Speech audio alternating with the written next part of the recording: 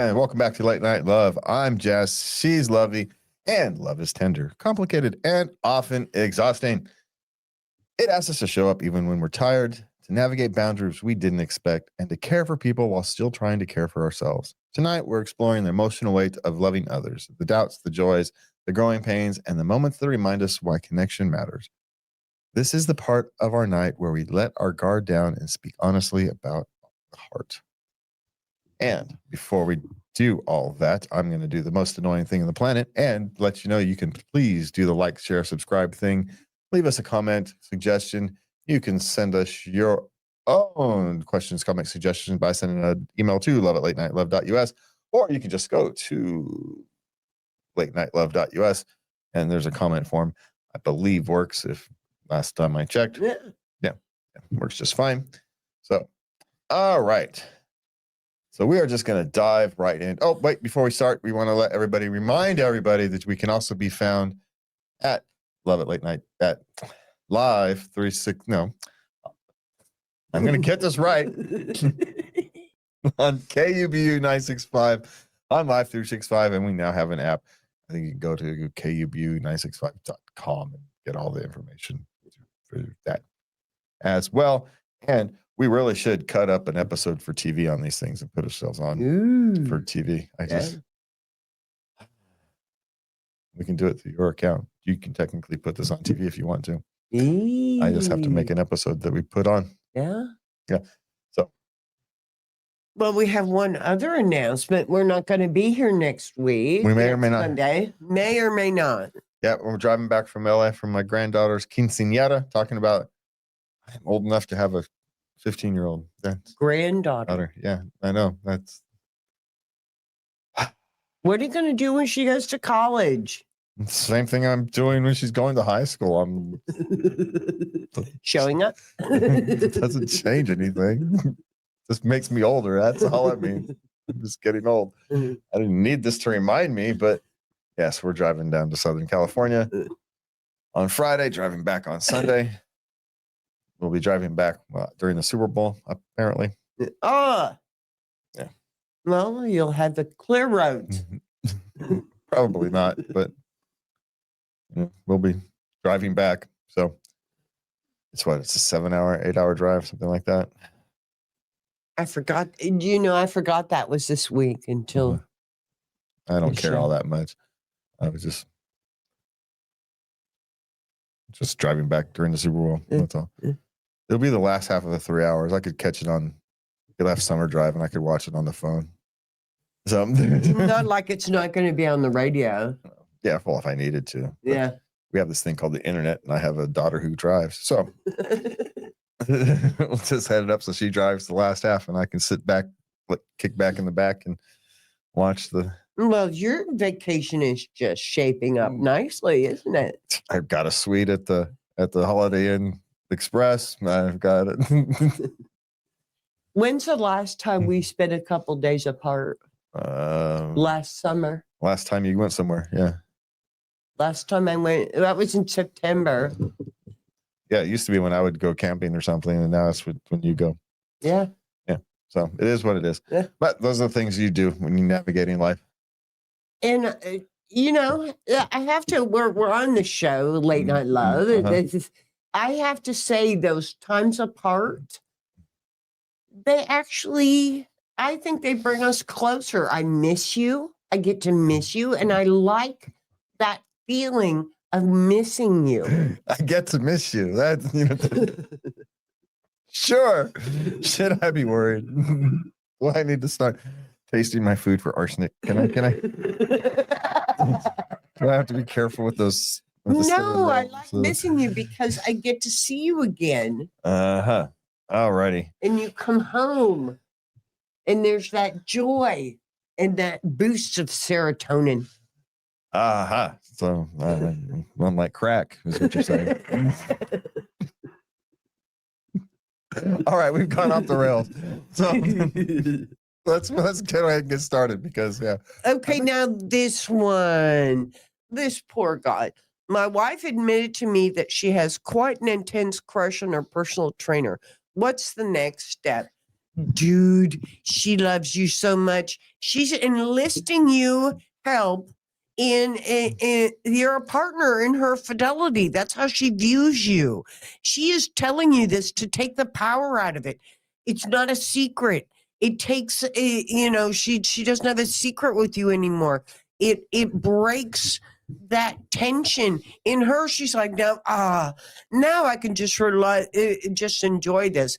I got news for you. She's had a crush on other people before. She did but it wasn't intense. She didn't feel the need to enlist you, as her partner, to kick in that extra insurance for herself. It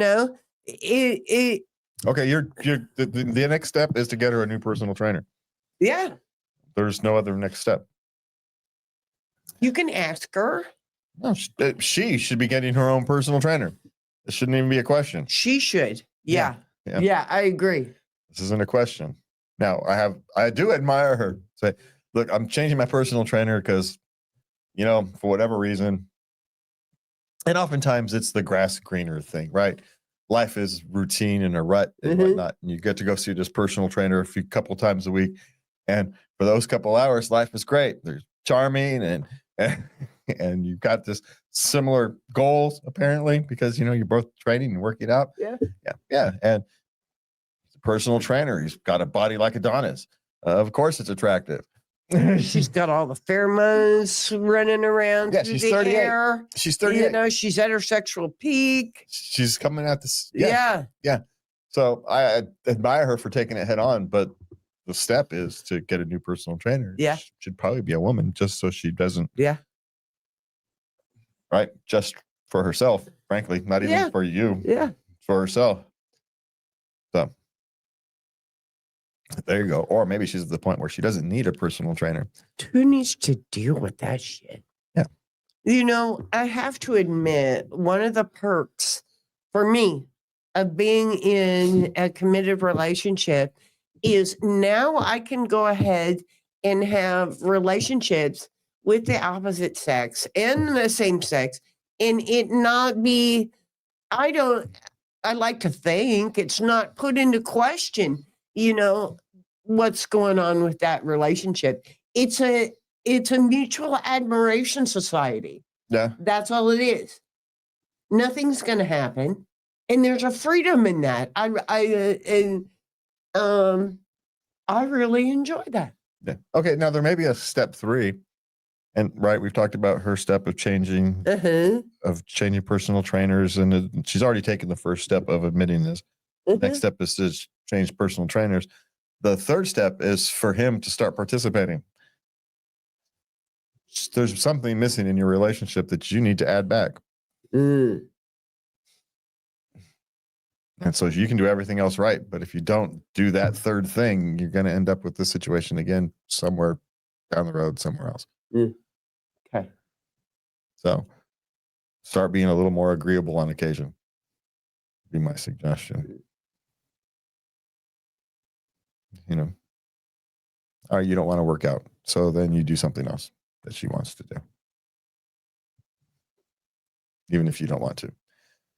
You shut up for 3 hours. It's, you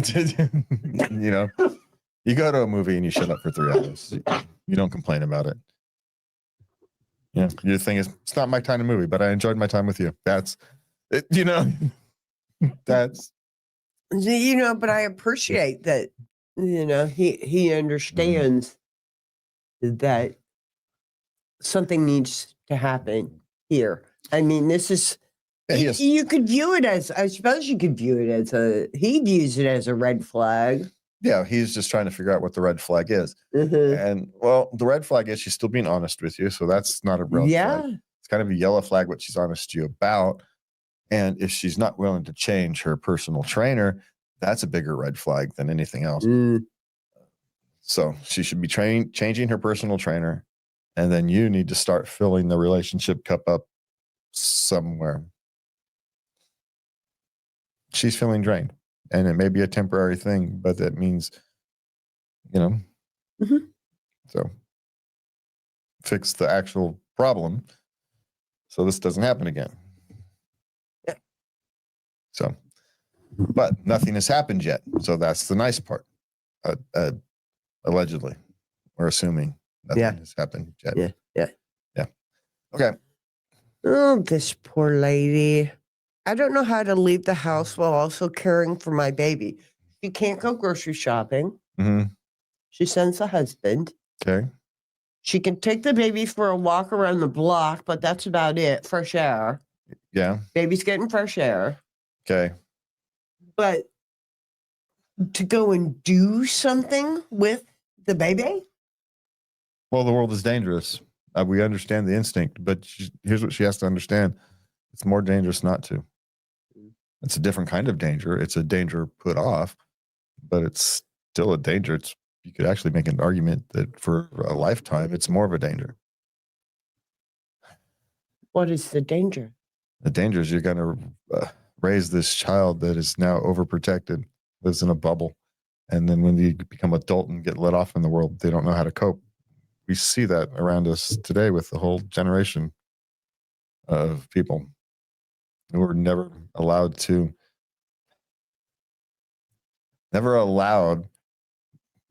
manage their emotions properly.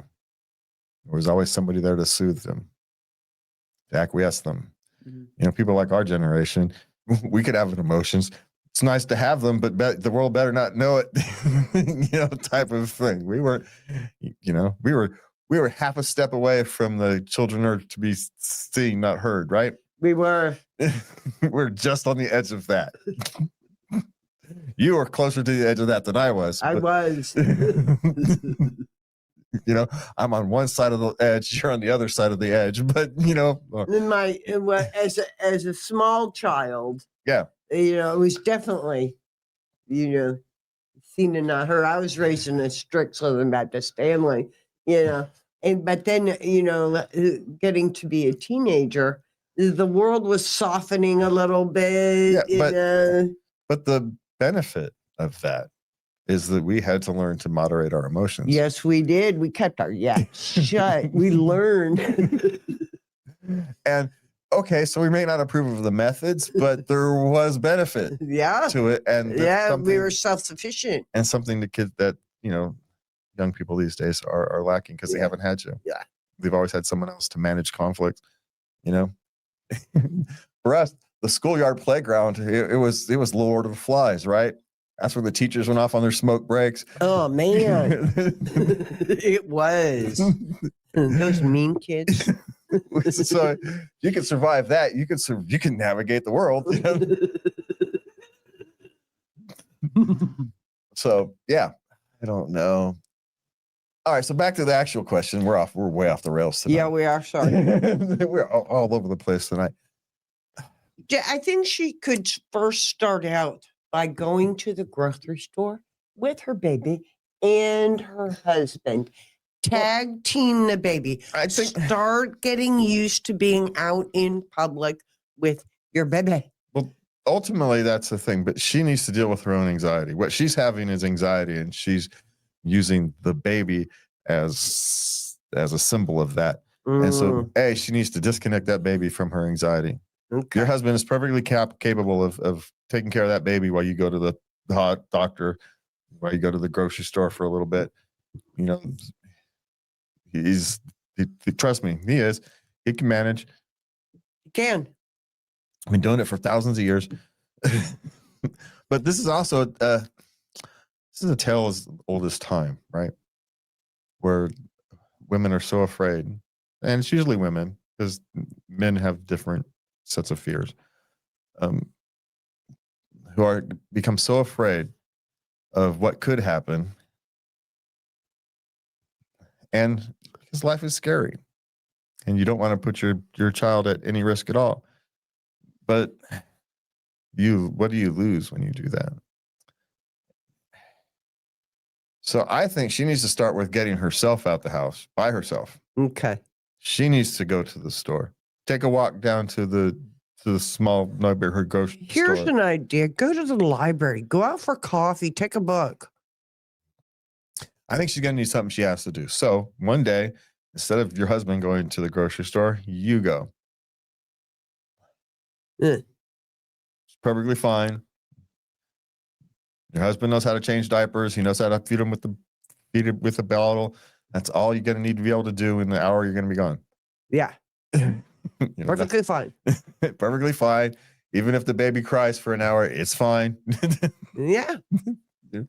It'll be fine. The baby needs to learn how to miss you. Well, this is not about the baby. We've got to separate this problem from the baby because this is not a baby problem. This is the baby will be fine. This It's is a mother her problem. I'm worried about. So she needs to start getting out the house. Yeah. Sorry. She's the one who's afraid to leave. It's not about the baby. She's afraid to leave the house. And she's using the baby as an excuse. I've been there. She's afraid to leave the house. And so she needs to work on getting herself strong enough so she can leave the house. And if you can't, you need to seek counseling. Because got to be able to get out of the house, hon. Yeah, and the only reason she actually says it, she says she can get out the house and take her baby out for a walk around the block because it's the best thing she can manage to do for the baby. Yeah. Yeah. But this ain't about the baby because she knows in her heart that the best thing for the baby is to get out more and just walk around the block. Yeah. She knew. She knows it. Yeah. So it's her. Yeah. This isn't about the baby. This is about her being afraid of going outside for lots of legitimate reasons. The world is a scary, dangerous place. It's been that way for thousands of years. And it's amazing any of us go out and interact with it at all. But yet we do. We do. Because we've got no other choice. We could be the Krugs living under a rock.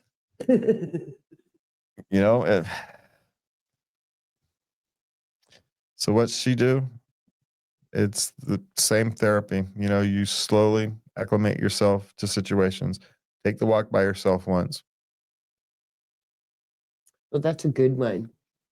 Go to the store and come back. That's how I started. I walked down to the little store a couple blocks away just to get candy bar, lollipop, something. Yeah. And then come back. It's just a straight shot down the street. Now, I'm not opposed to using your child as a motivation to get you out. I did it. I went only buy 2 days worth of food for 2 reasons. One, my boys would eat it if you bought any more. They could seem to manage with 2 days worth of food if only eating 2 days worth of food. But if you bought like 5 days worth of food, they eat it in 2 days. And so I just buy 2 days worth of food. Saved me a fortune. So that got me to go to the store every other day. And so feeding my kids became the motivation to get me out to the store and making sure my daughter could come with me and getting her out the house was because she has the same issues I do with anxiety. And so not letting that take hold, even at a 7-year-old is, Yeah. So try to think long-term, try to think that this is not healthy for you or your baby long-term, and you've got to find a way out.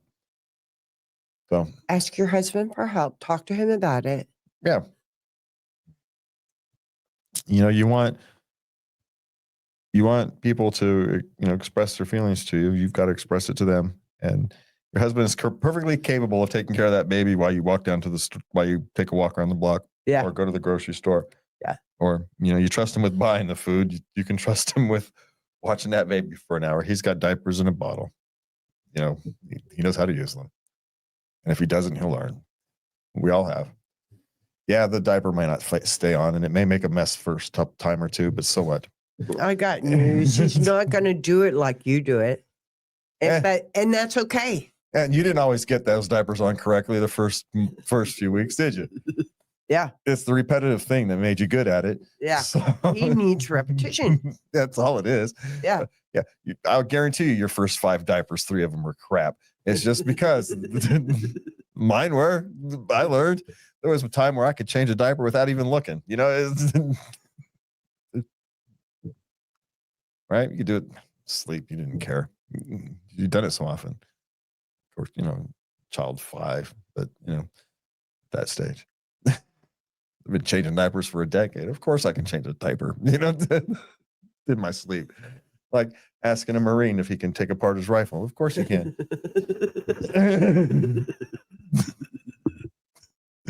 Okay. What is next? Well, I got a win for us All right. here. Kid slept through the night for the first time in a year. He's a boy. He's 2. Sweet. 2's a little long, but yeah, cool. Yeah, he made it. See, so it actually ends. It does end for those of you out there listening. Up late at night with your toddler, this does end. Well, I don't know if I call it an end. It's a changing to something else. That particular thing changes, morphs into something else that will drive you crazy until it changes into something else. But you're going to be going through a lot of changes over the next 18 years. Yeah. Well, yeah. Well, he got 16 until he's an adult, but yeah, it never ends. It never really ends. Yeah, you're always a parent. I had a lady one time. She was dealing with a snippy 12-year-old, and she looks at me and she's like, I don't know if I can do this. And I'm like, hey, this is normal. They do this. I have raised 3 girls. She goes, when do they get out of this? And I said, 21, 22. 30. And she looked at me and her mouth hung open. She missed her sweet little girl. And I felt so bad, sorry for her. I'm like, she's gone, but I didn't tell her that. You get snippets of it and it'll be back later. You're just stupid right now. You'll get smart again later. Enjoy the snippets is what I always figured. They're pretty smart. Some of them are pretty wicked. Their base is still there. So, it's still there. And they trust you enough to hate you, At least they feel something. I know. That's okay. I'm on your radar. All right. All right. What is next? Oh, this one. My girlfriend has a book club with her ex. Only the 2 of them. Now, she's 31. He's 30. Yeah. That's not a book club, hun. Well, it depends. I mean, I've seen Stranger Things, right? Where people who still liked each other, but they couldn't work as a relationship. Yeah. And they still have something that still holds them together, like reading of books. The new person doesn't really like to read books, right? It's not a shared interest. Yeah. And so she keeps her shared interest going. Should she probably figure out at least a bigger group? Probably. And it depends how the book club functions. I suppose would be another thing. Is it a virtual book club? No, they meet in person once a week. More like at a bookstore? No. Well, those are the different. She should at least be respectful enough to, if you're going to do that, you meet at a coffee house or a bookstore or something like that. Yeah. Not just out of respect, right? Yeah. Yeah. I would. Or you meet at, their house, and so it's where I don't know.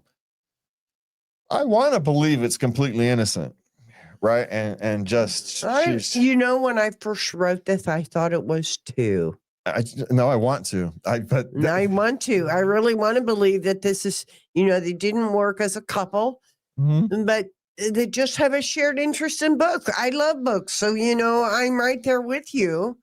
Yeah, they're still, because you can be friends with an ex, right? It is possible. She loves the way he thinks. It's an original view from hers. Yeah, it's they had the one shared thing, the one thing they could share. The one thing they could share. They could share together. And she does, and you gotta get why she doesn't want to lose that, because she's got nothing to replace it with at the moment, or she believes she doesn't have anything to replace it with. Yeah, and that's the best reading of that. The other reading of that is they still haven't quite given up on each other, and doors are slightly ajar, even if they don't realize it. And then the worst reading of it is she's just making excuses so they can go do the dirty. I know. So, which one is it? I don't know. But how much? Could join the book club. He could. You could ask too and see what the reaction is. That's a good one. I suppose. I don't know. See, if you're going to do that, then you might as well just end the relationship because you're not trusting her because the trust is broken, even if it's not. Just because she doesn't have the respect to deal with it openly. Well, quasi openly, right? There's no good answer here. There isn't. There isn't. This is kind of wait and see. Well, I'm not even sure you should wait and see. There's superficially, there's nothing to confront her about because you already know that it's a book club between the two of them. It's not some hidden secret. Yeah. The nature of it, I suppose you could ask the nature of it to change. Could they meet at a coffee house or a bookstore or someplace like that? I suppose you could ask and see what the response to that is. Yeah. That's the best answer I can come up with. Yeah. Yeah, because I don't know. It really depends. If his instinct, here it is. Follow your instinct. If you think it's more than just a book club, then trust your instinct. If you think it's, just a book club that's, makes you uncomfortable because of course it does, well, then you deal with that instead. Yeah. So trust your instinct on this one. Yeah. There you go. That's a good one. That's what I'm going to go with. All right. Okay. 22-month old. Doesn't want anyone in the same room while he eats today. Is this normal? Well, the fact that he has goofy requirements for eating on different days, sure, it's perfectly normal. What's not normal is for you to acquiesce to them. He's 22 months. Why the hell are you doing what a 22-month-old wants? Toddlers are little dictators, man. Only if you let them. If you let them, yeah. If you let them, they will be a little dictator. So the question is, it's good to want things. Builds character when you don't get it. And my kids hated that saying. Of course, they say it now to their kids. They do, huh? They do. They say lots of my sayings to their kids. I had good ones.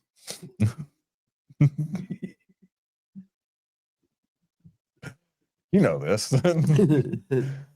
I've heard about the fair speech. Oh, that's not fair. Yeah.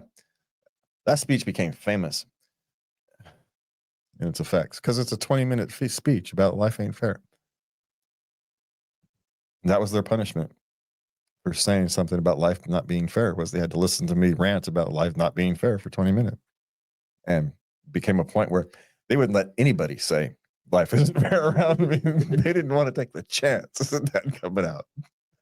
I didn't punish my kids the way other people did. I punished them with history lectures.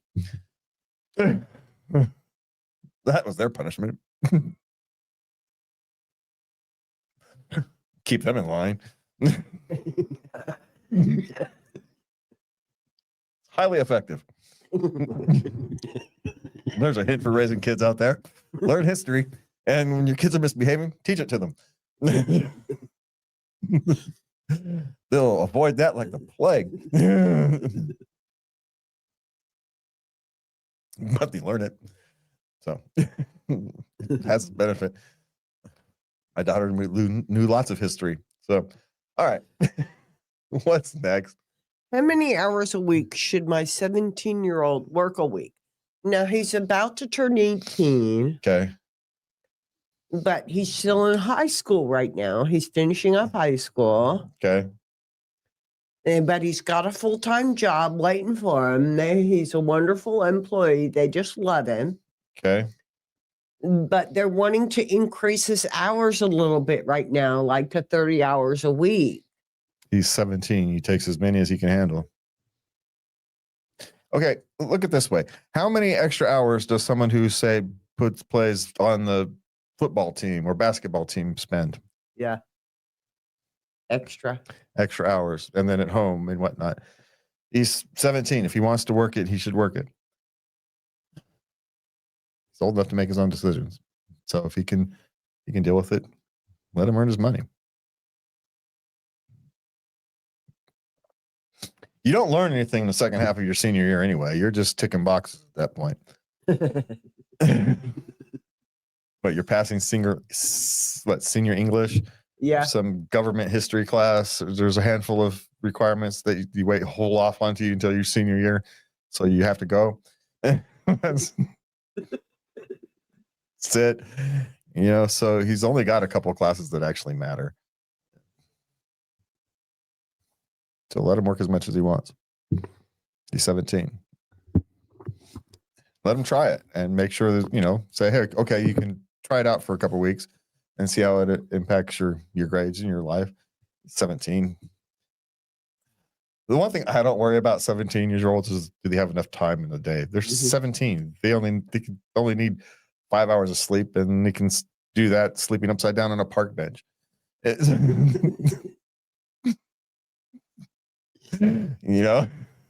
17. I remember 17.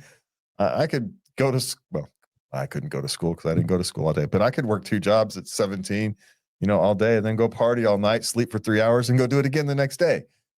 You're 17, right? What did you do at 17? You were in the Army. I was. So I was kicking ass. So you're not going to get much sympathy from this crew on that as a 17 too much. And my sleep was disrupted by some Yahoo who, it's my turn on guard shift for 2 hours. I got to sit up and be frosty. So yeah, they're not going to get. Your son isn't going to get a lot of sympathy from this crew because at 17. Sorry. At 17, we were busy working. He's willing to do it. She's worried about him. Yeah, as mothers would be. Because, he's looking at a solid start as an 18-year-old in a company full time. Yeah. Of course he is. He's looking to his future. And while she is too, she's his mother. She's looking out for different things than he is. Yeah. But we're going, he's 17. He's going to be 18. You let him run. Let him do it. Yeah.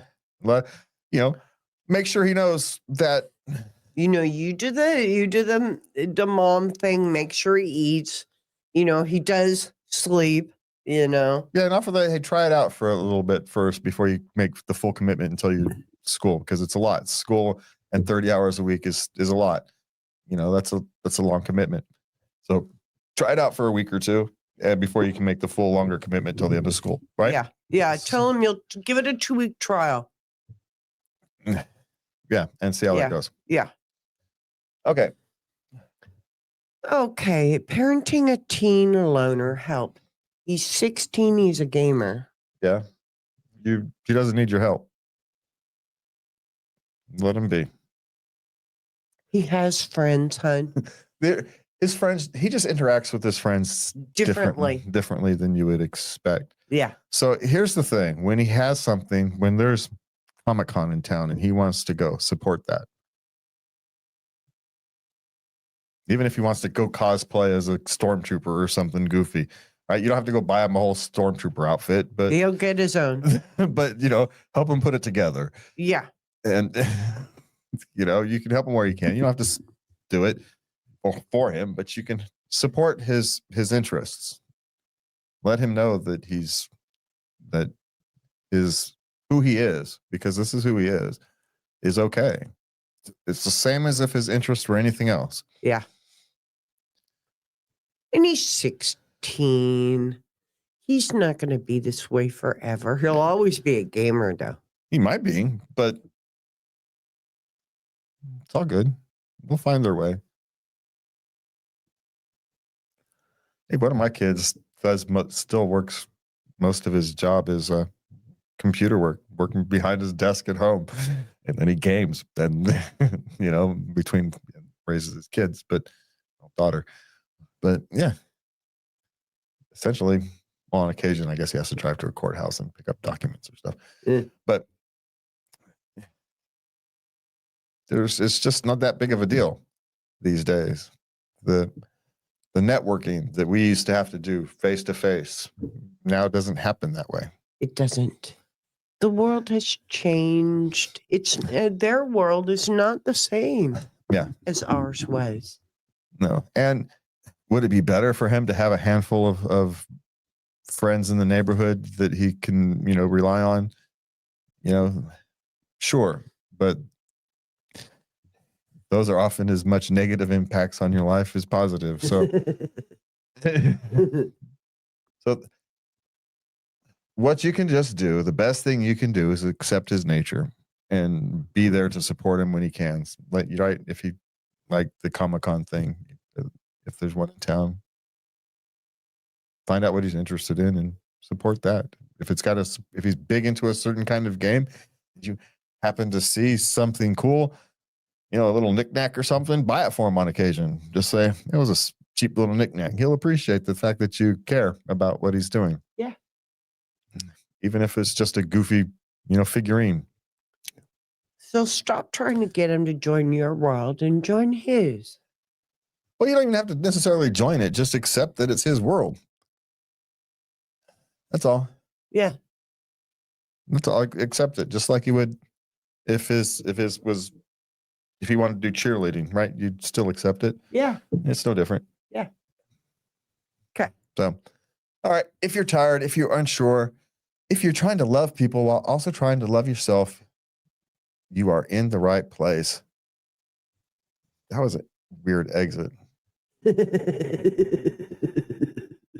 Let's keep going. I get. Anyway, from me and Lovey, life is weird, and so are our exits. From me and Lovey, have a good night, and please remember to love everybody. Good night.